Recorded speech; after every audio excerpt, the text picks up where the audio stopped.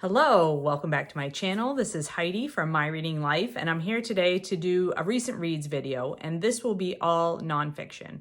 So this is nonfiction that I've completed at the end of October and in November so far, and have not yet wrapped up on the channel in another video. So let's just get into it. The first book I'd like to talk about is a book that I read on ebook. So I put a picture up here, and it is Perfection of the Morning by Sharon Butala. This was a buddy read with Sharon the Book Maniac, and it is a collection of essays about Sharon Butala's life. She moved from a city to a rural place in Saskatchewan, Canada. So she was a professor at a university and married a man who owned a ranch in southwest part of Saskatchewan, and moved with him and had never lived that kind of lifestyle. She'd always been an urban person. This was back in the 70s when there weren't as many modern conveniences back on like rural outposts like this ranch. So she lived without a lot of things that she had been used to, such as bathrooms and things like that. So it's about her, fish out of water kind of thing, adjusting to this lifestyle, but really falling in love with the prairie. And her nature writing about the prairie is really, really amazing. It's very excellent. Really enjoyed that part of the book. I also really enjoyed reading about her adjusting to this new rural lifestyle, being an urban person and having to get used to how people lived on a ranch. She had no experience. So she had to learn a lot. There was an uphill climb. And at the same time, she was becoming a writer. So she was learning how to write, how to weave that into her life. And that was very interesting. Specifically interested in how she made friendships with other women in the area. I thought that was a really interesting part of the book.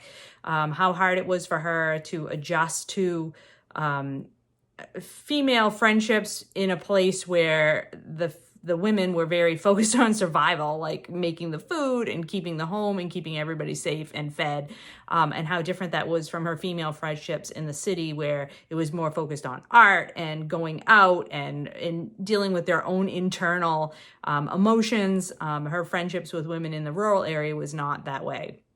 So those are all good parts of the book. The part that didn't work as well for me was she is quite spiritual about some of her things that she comes to understand and know about herself and about the prairie, and I didn't always connect with that. There's a lot of dreams and her interpreting her dreams and things like that, that's just not something that I'm particularly attuned to. So that part didn't work as well for me, but overall I really liked this book, this collection of essays, and I'm looking forward to reading more by Sharon Butala. I think she's an amazing nature writer, for one thing. And then another book that I finished that I had talked about briefly in other videos was this nonfiction, Dopesick Dealers, Doctors, and the Drug Company That Addicted America by Beth Macy. I was very interested to read this book because I had previously read Demon Copperhead, which is a fiction novel, but is very closely related to the themes and topics and information in this book.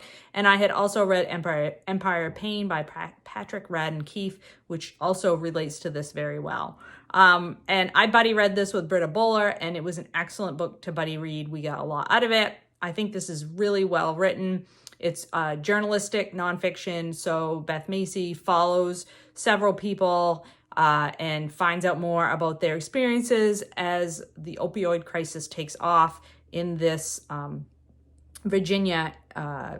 Virginia area, and sort of the epicenter in the Appalachian Mountains of the beginning of the opioid crisis. And there's just so much in here about how this all happened. It delves into the peddling of opioids as a safe drug by the pharmaceutical companies that made it, and also gets into how the law enforcement community was not prepared to deal with this issue. It gets into why in rural America they were more susceptible to a drug like this, and then what happened after the prescription drugs were cut off because of restrictions on how they could be sold, and what happened was people turned to heroin, which was cheaper and more easily available.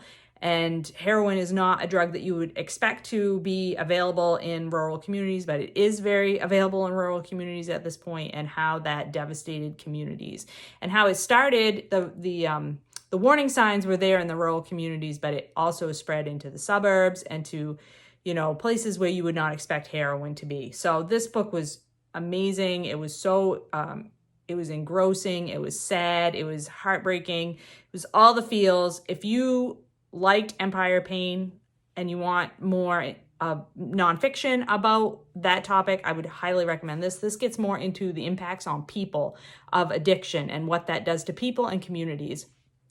Really thought this was excellently done nonfiction. Would highly recommend.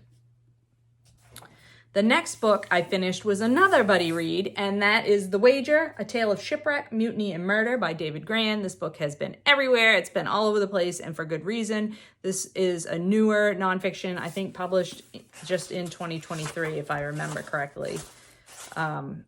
Yeah, this was just published this year. So this is the tale of the Wager, which is the ship you see on the cover.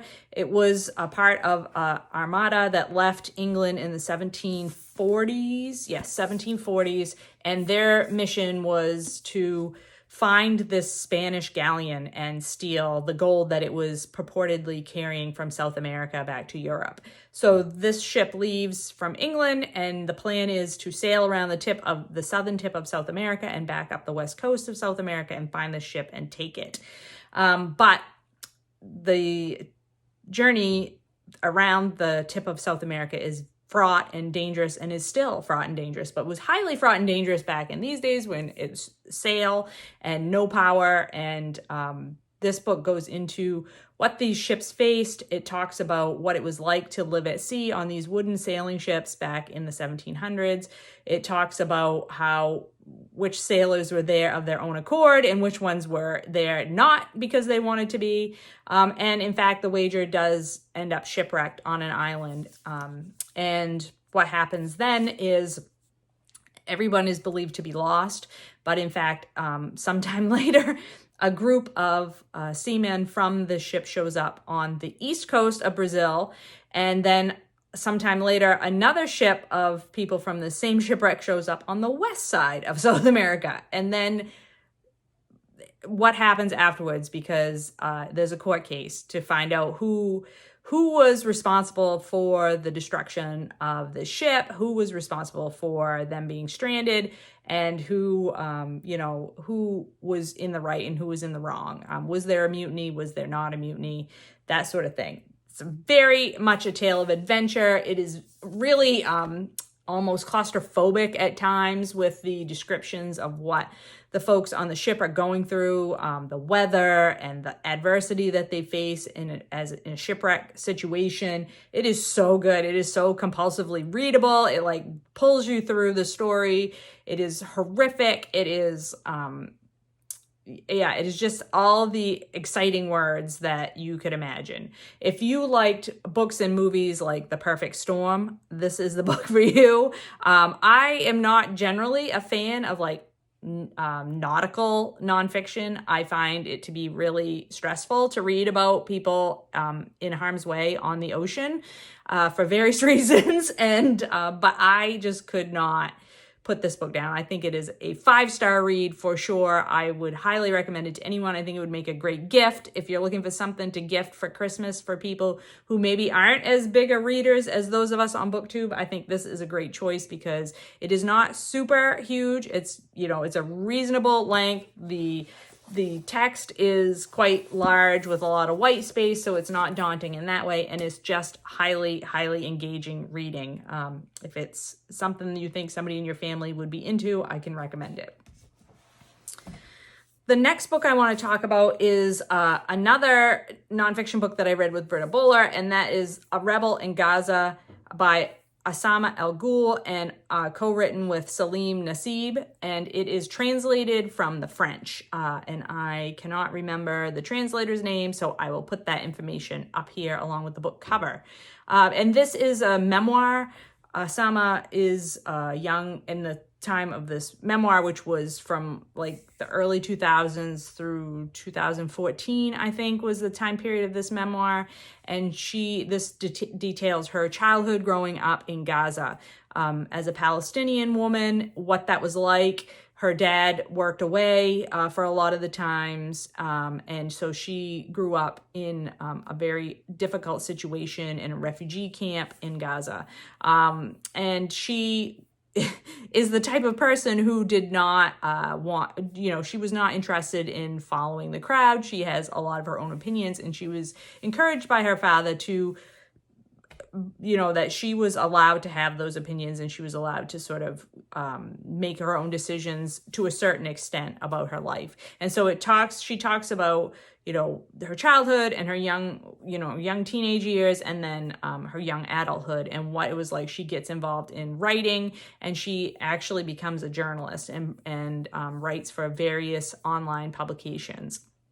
It's very harrowing. It's very difficult to read about. She details what it was like to live through several different wars in Gaza and what that was like. And she is very critical of all sides. She's critical of the Israeli army. She is critical of Hamas and the very conservative government before Hamas, which I am blanking on their names. But like all of the different governmental entities, including the United States and other parts of the world that have been, all participating in the oppression of Palestinian civilians in Gaza, and what that's like to live in such a close confinement without the ability to move freely, without the ability to have the goods and services that other areas of the world just take for granted, what it's like to live under an oppressive regime, which as a woman, she was not allowed. She had to cover herself at various times, and she couldn't do just simple things like go to the beach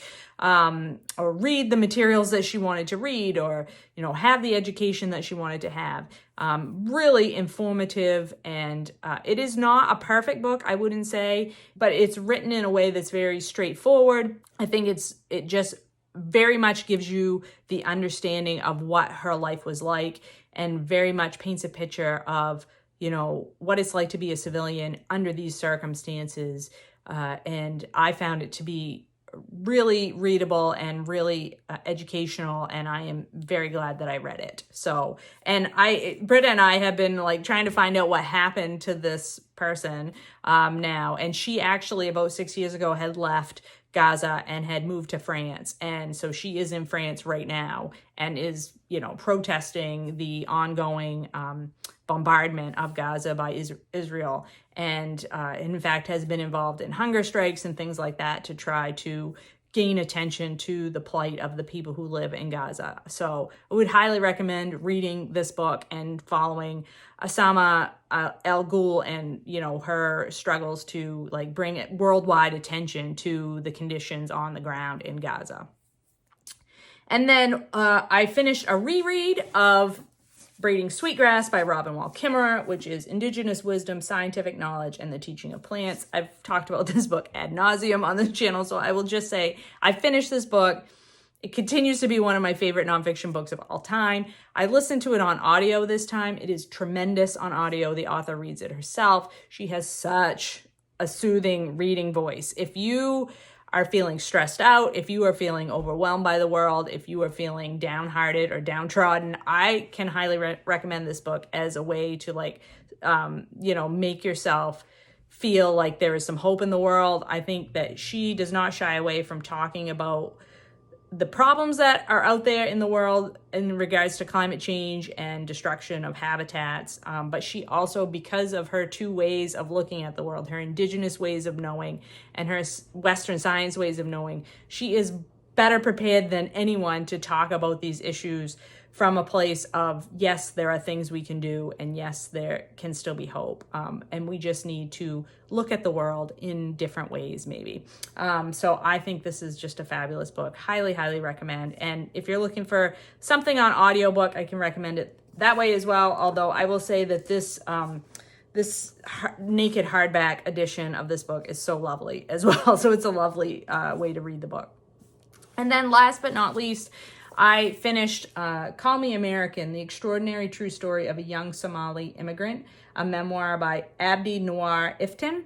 And Abdi Iftin is currently living in my state of Maine, as he was able to get his green card and come to America. And the way that this happens is an astounding story. I listened to this on audiobook. This copy is the young adults version, but I listened to the adult version on audio, and it is fantastic. So Abdi Iftin grew up in Somalia,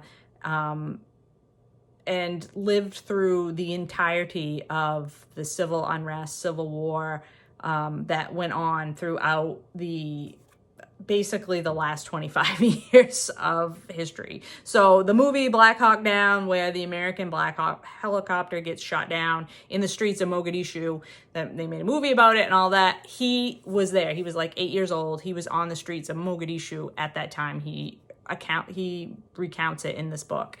And so he was just a young boy when the Civil War broke out. His parents were from a ethnic group that was not in power. They weren't the rebels, and they weren't in charge of the government. They were nomadic herders, and they had, because of the drought, had come to Mogadishu to try to survive because their herds had died because of the drought. And so they're raising their children in Mogadishu, and then the Civil War breaks out, and basically there's no protection anywhere. They try to go back in the bush, no protection there, and it ends up that the mom and dad get split up, and Abdi is kept with his mom because he's so little, and she ends up taking them back to Mogadishu, and it's harrowing. It is harrowing what these poor people went through to survive. And in fact, all of Abdi's siblings do not survive. And it is heartbreaking, and it's awful, and you just can't imagine that anybody could survive it, and he survived it for over 20 years. I won't give away, I don't want to spoil what happens, but I will say that it was difficult to listen to at times just because of the amount of trauma that this person goes through. But he ends up, he's very, he just is never, he never lets it get him down. Like, he never loses hope that his life can be better. He ends up learning English by watching American movies, and he uses that skill set that he has gained in order to survive and to, support himself. And he ends up using that skill set also to make connections with English-speaking reporters and journalists who use him as an embedded person in Mogadishu to, tell the story of what's happening on the ground. And so he works with the BBC, he works with NPR in America, and has all these connections with these journalists. But that's not what gets him to the United States. Lest you think that they pull strings and get him to the United States. It doesn't. So I will leave that for you to find out. I highly recommend this. It's really quick read. It just is engrossing, and you just can't put it down. So I would highly recommend that if you're interested in learning more about the history of Somalia and what it was like for somebody trying to escape the violence there, and then coming to Maine as an immigrant. That's just a little bit at the end of the book, which I found also very eye-opening, his experiences of coming to Maine and how he was treated. So yeah, highly recommend this. And so that is the last book I want to talk about with my recent reads and nonfiction. It has been a great reading month so far for Nonfiction November. I always enjoy this month anyway, because you know how much I love nonfiction, but the books that I've been reading have been really, really rewarding. So I just feel like I have had many good books in a row, which is always a nice feeling when you're in a role. It seems like you're in a role with really good books.